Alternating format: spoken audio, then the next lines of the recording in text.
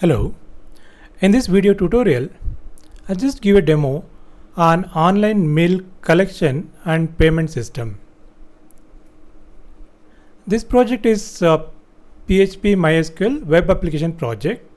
It means it's developed using PHP and MySQL. So it's a web application project. Online milk collection and payment system basically done for a milk union, example like Amul. So Amul is a brand and is a big company. Amul will have many unions, and each union will collect the milk from the villages. So you can see that farmers bringing the milk to the collection center, where the collection center will collect the milk from them, and for the same they'll make the payment. Now in order to control the whole thing, Amul need a web application. Therefore, you should know like how much milk collected from the each farmer, from each collection center or each taluk district likewise. But this is a basic application. I'll show you like what is there in this project. First, let us look at the software requirement. What are the softwares we required for this project? Front end, we are using HTML, JavaScript, CSS. And the language, the programming language which you are used here is the PHP. Backend, that is the database where you would like to store all the data. It is a MySQL server. So these are the software requirement for this project. Project design. This project will have 3 modules. So one is the admin module, employee module, and then farmer module. Totally 3 modules. Admin module consists of union detail. As I told already, union is some district joined together make a one union. That is a union detail. And then union list, what are the entries are done, we can able to see it here. District details, we know like we have a states and then district. So these are district details, the list of the district later. Taluk details, so we can enter the taluks in each district, and the list, whatever we entered, that list we can able to see it here. Collection center, so this is the village details where we collect the milk. Then this is the list of collection centers. Then we'll enter employee details in the admin section, so that for employee can log in and he can collect the milk. This is the employee list. This is the milk price. So we have a different type of milk for that corresponding price. It may be buffalo milk, cow milk, and pat variations. That and all we can enter it in the milk price list. Milk collection list, whatever is collected we can able to see from the admin side, and the payment. So you can see that how much payment we supposed to make to the farmers. General FAQ and the corresponding list. In case of employee module, so here you can collect the milk. So when the farmer bring the milk, they can collect the milk. The collection list, whatever is collected, that you can able to see the list here. Then farmer entry. So if there is a new farmer, you need to enter. We can enter the data here. Farmer list, we can able to see the list of farmers of this particular collection center, and payment list, again payment list to show that how much money to be paid for each farmer. Right. Next is the farmer module. In case of farmer module, farmer can log in, even they can able to see the list. I can also, they can check it out their payment list. So it's totally automated. So we don't need to write or print something. So everybody can log in and they can able to view the informations. Now let us look at the database tables. What are the tables required for this project? So this project required around 10 tables. So one is admin login table, union table, district table, taluk tab, collection center tab, milk type tab, employee tab, and farmer tab, milk collection tab, and then FAQ tab. A tab stands for the table. So these are the tables which are required for this particular project. Now let us look into like how to implement this project. Fine. So in order to implement this, I just go to the folder where I have the project. Fine. So the project, you have a folder here that is in zip format. So first you need to unzip this. So in order to unzip this, I'll show you like how to unzip. So select the zip file, right click, then go to zip and then extract here. So you can extract the file. Then you get a folder. This is the project folder. Copy the project folder, and this folder must be in C drive, XAMPP, where you install the XAMPP. So it should be under the XAMPP folder, and then there is htdocs. So and you need to paste it over there. So you have here KMF milk diary. So this is the project folder. So if you're not installed XAMPP, then you need to install the XAMPP. So in order to install the XAMPP, go to website, XAMPP website. That is XAMPP download for Windows 10. And if you open the website, you can see the download options is available over here. We have different versions. We are using 7.3. We need to download this and you need to install into your system. This is the one thing. So once it's installed, then you need to start the XAMPP server. So we'll have a XAMPP icon here. So double click on this and see that both are running. So one is Apache is running already and MySQL is already running. If not running, you need to click the start button here and you need to run. And you have to click start here and you have to run this. Fine. If the servers are running, fine. The next step is you need to go to the project. So in order to get into our project, first you go to localhost /phpMyAdmin. So phpMyAdmin for the SQL server. Okay. So first you go to phpMyAdmin. And then here we need to create all the tables. So in order to create the tables, so just come back to your project folder. There you can see there is a text file named KMF tables. You open this and here you have a tables. First you need to create the database. In order to create the database, copy the syntax and you can see there is a console and below that there is a place to execute the SQL statements. Write the statement and you have to press the Control Enter to execute. So therefore you say Control Enter. So you'll create a new database called as KMF1 data. After that, you need to use that one. So therefore you can say use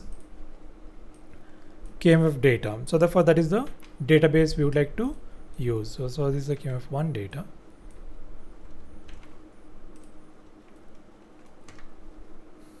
So it's a Control Enter. So it's executed. Next you need to create a tables. So again copy the table. Copy.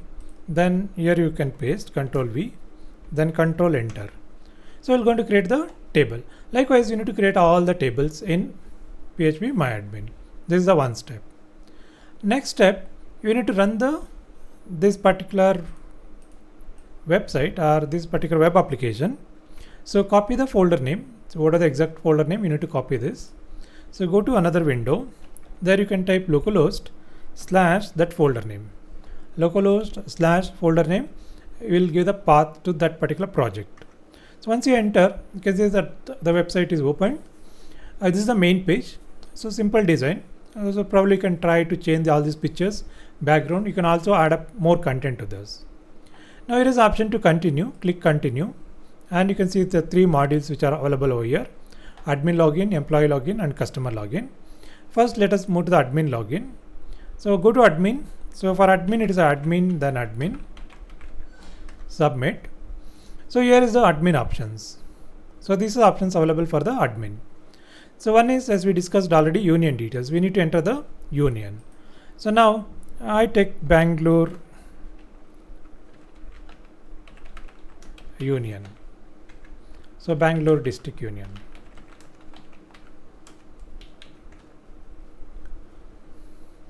Fine. So you need to submit this. So on submitting, you'll save the record.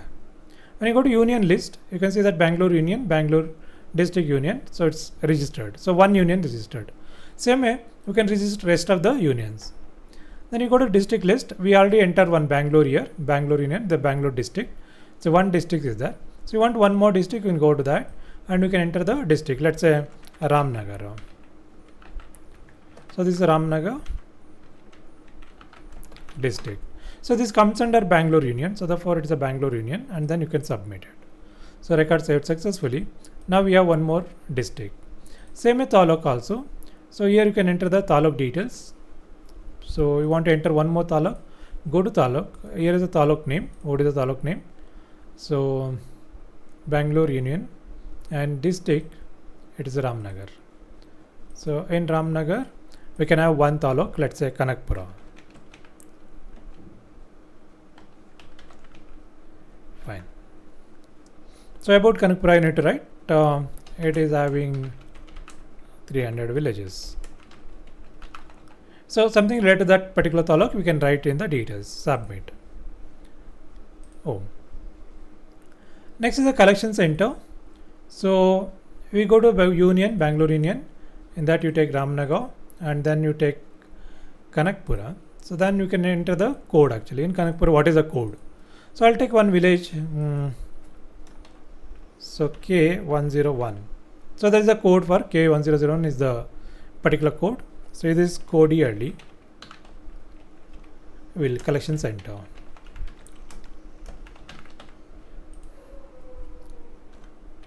So this is the collection center in that. Submit. Fine. So we inserted one more record. So there's a collection list. Now we need to create employees. When you're creating an employee, you need to allocate to the particular center. So K101. So this center would like to allocate this employee. So employee code. So let's say EMP2. Employee name. So Arun Kumar. Address.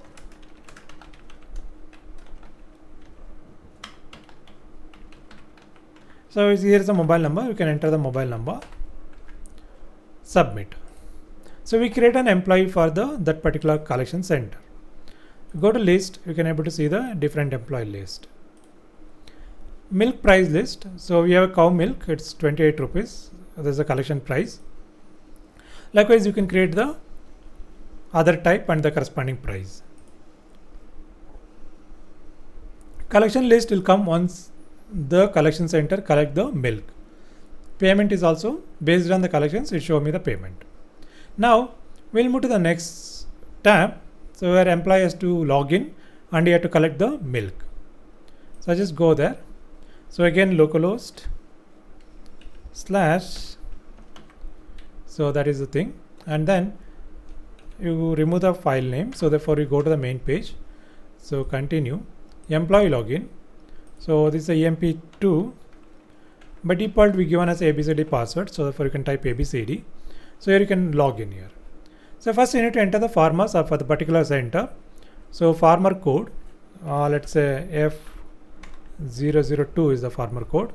By default we given as ABCD. Farmer name, let's say Ravi. Address,